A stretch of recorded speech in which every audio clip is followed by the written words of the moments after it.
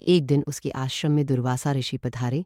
महाराज दुष्यंत के विरह में लीन होने के कारण शकुंतला को उनके आगमन का ज्ञान भी नहीं हुआ और उसने दुर्वासा ऋषि का यथोचित स्वागत सत्कार नहीं किया। दुर्वासा ऋषि ने इसे अपना अपमान समझा और क्रोधित होकर बोले, बालके, मैं तुझे शाप देता हूँ कि जिस किसी के ध्यान में लीन होकर तूने मेरा निरादर किया है वह तुझे भूल जाएगा। दुर्वासा ऋषि के शाप को सुनकर शकुंतला का ध्यान टूटा और वह उनके चरणों में गिरकर क्षमा प्रार्थना करने लगी।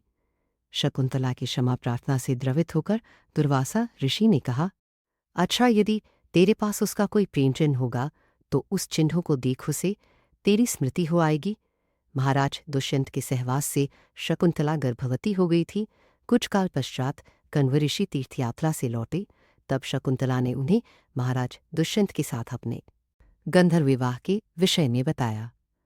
इस पर महर्षि कण्व ने कहा, पुत्री, विवाहित कन्या का पिता के घर में रहना उचित नहीं है। अब तेरे पति का घर ही तेरा घर है। इतना कहकर महर्षि ने शकुंतला को अपने शिष्यों के साथ हस्तिनापुर भिजवा दिया।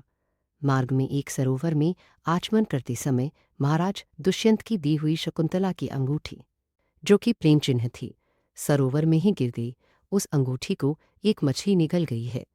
महाराज दुष्यंत के पास पहुंचकर कण्व ऋषि के शिष्यों ने शकुंतला को उनके सामने खड़ी करके कहा, महाराज, शकुंतला आपकी पत्नी है, आप इसे स्वीकार करें।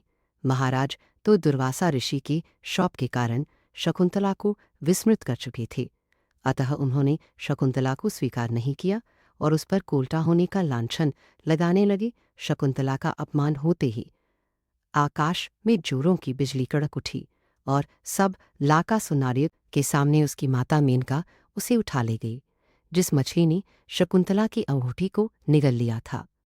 एक दिन वह एक मछुआरे के जाल में आ फंसी। जब मछुआरे ने उसे काटा तो उसके पेट अंगूठी निकली। मछुआरे ने उस अंगूठी को महाराज दुष्यंत के पास भेंट के रूप में भेज दिया। अंगूठी को देखते ही महाराज को शकुंतला का स्मरण हो आया और वे अपने कृत्य पर पश्चाताप करने लगे। महाराज ने शकुंतला को बहुत ढूंढवाया, किंतु उसका पता नहीं चला।